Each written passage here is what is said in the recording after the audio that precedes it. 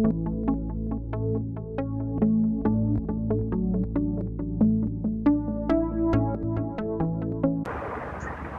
Karan, hi.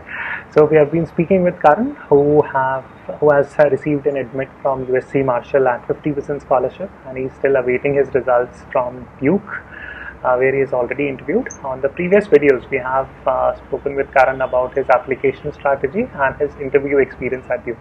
So the links would be in the description. And on this video, we are going to speak about USC Marshall's MBA program. Why did Karan decide to apply, and his interview experience at USC. Right, so Karan, so USC Marshall is considered to be one of the top 20 US MBA programs. So what were the primary reasons that you applied to this program? So I think the key thing at USC is the collaborative culture. I think they're really huge on how the USC, the Trojan network, is collaborative. I have spoken to some of the previous students and the alumni there, and some of the current students that I personally know since they're my childhood friends. So yeah, the key thing that I noticed was they're very collaborative. The alumni network is really great and vast. Where it is not only the Marshall network that you tap into, but the larger USC network that you actually tap into post to MBA. Other than that, it's based it's on the West Coast, which has a lot of startups. It's known for it. And yeah, I think USC has good opportunities in a lot of areas, consulting, healthcare, and so I think my key goal is consulting and entrepreneurship. So for me, those opportunities really affected by that. So that's why I applied to USC. Absolutely. So another interesting thing about Karan is that he has lived extensively in the US previously, and he has lived and worked in the US. So if you can explain a little bit about how the US recruitment for international students work. I mean, is it beneficial to be in a big city versus small city, and how does USC help you out in that regard? I think it is beneficial to be in a big city, because when you're in a big city, you're not only socializing or networking with your college alumni and your college peers. You're also networking in and around the city. Like, you get to know other people, you get to know a lot more people through people who've already lived there. So basically, I think that the USC is being in a larger city does help. That being said, I wouldn't say being in a college town doesn't. Being in a college town is a little more immersive. For me, LA is where I was born, and obviously I still have family there. So going to LA was something that I was really looking forward to anyway. But yeah, I think being in both places, either a small town or a large city, has its pros and cons. But my preference would vary based on the college that I get through. I mean, it's more of what college has to offer. Okay. All right. Now, in terms of applying to USC, so what were your impressions about the school, and what were the major challenges that you faced while writing the application for USC? I think, like I said in the earlier video, I think key challenge was framing my story. That's one. The second challenge at USC is they do not accept any recommendations.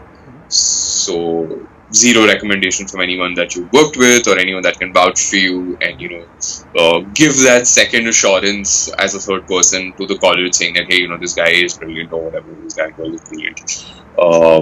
So yeah, I think that sort of is a challenge. So you have to ensure that all and each and every aspect of your work and each and every strength of yours is reflected by what you write, and you're gauged by what you write. Okay. So I think that is one of the key challenges of applying to USC. Okay. All right.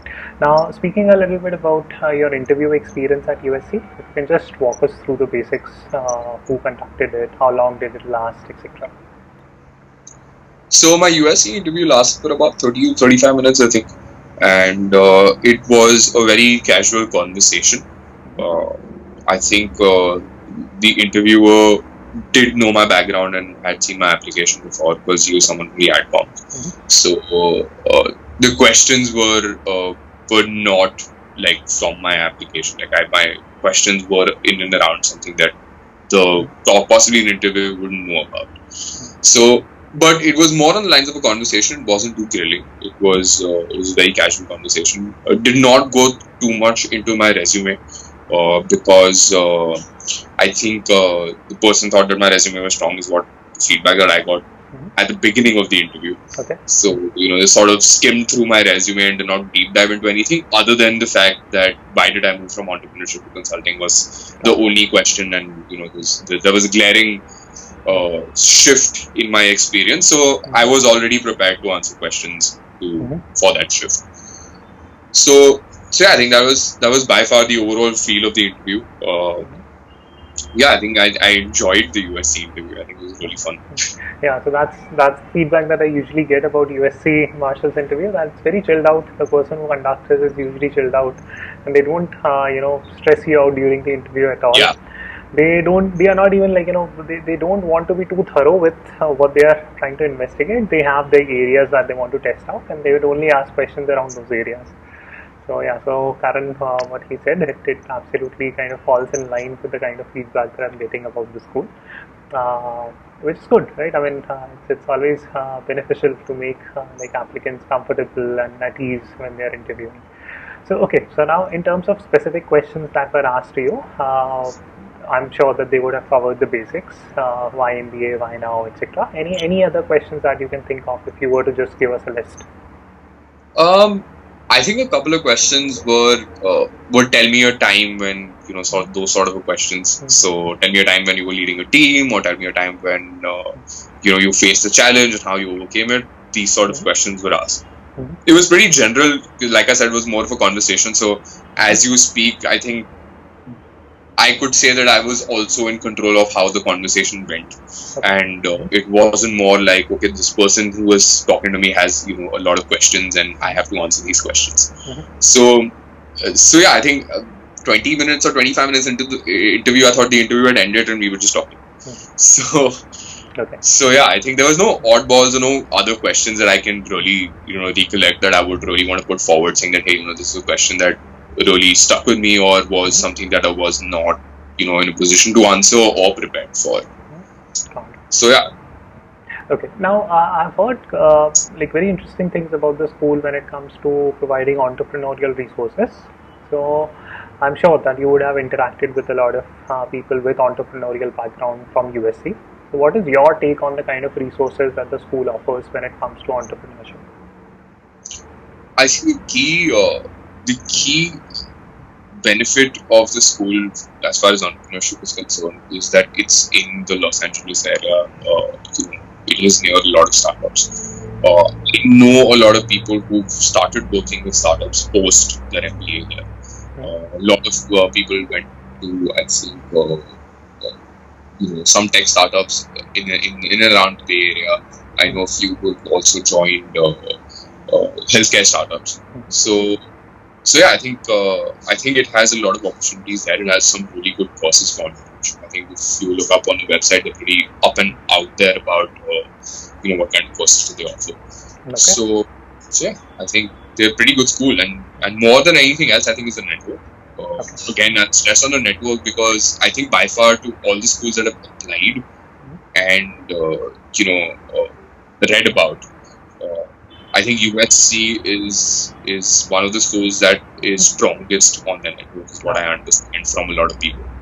Absolutely. So one of the feedback that I usually get from people who are studying at USC, even from non-MBA courses, is that the Trojan network is such that if a job posting comes out, then that job posting, if it has been done by USC alum, they would only hire a USC alum. So yes, the network is that strong, right? And that's the general culture there. So yeah, so that network really helps you out in the long term if you're trying to switch jobs, or if you're trying to sort of raise money for your startup, or if you want to reach out to alums. They are very, very receptive about this. Okay, so any final thoughts about your entire MBA journey? What did you learn from it? Any sort of tips that you would like to share as a final thought? A couple of things. I mean, one is it is a stressful journey. It's a lot of variables, especially in my case. I mean, without your help, it would have been extremely difficult to put forward what we put forward in my application. I think your advice helped more than anything that I could possibly say. So yeah, I think it is always better to have someone review your application. My bet was on you, and I'm not saying that every person needs a consultant, but it is always better to have a consultant in place because that person's independent, number one, not emotionally attached to your application as such or to you. So that person can evaluate the application plus the experience counts. So I would really vouch for someone having a consultant on board. Second is that I think you just got to hang in there through the application. It is extremely taxing. It tests you it tests your patience, it tests your mental stability as well, I guess, to a certain extent, because that entire stress of having to write your applications along with work and just making time for it, ensuring that everything's fine, each and every area, whether it's your short question and answers, your long essays, versus your resume, versus the entire form that is like, I don't know, about 15 sections at a bare minimum.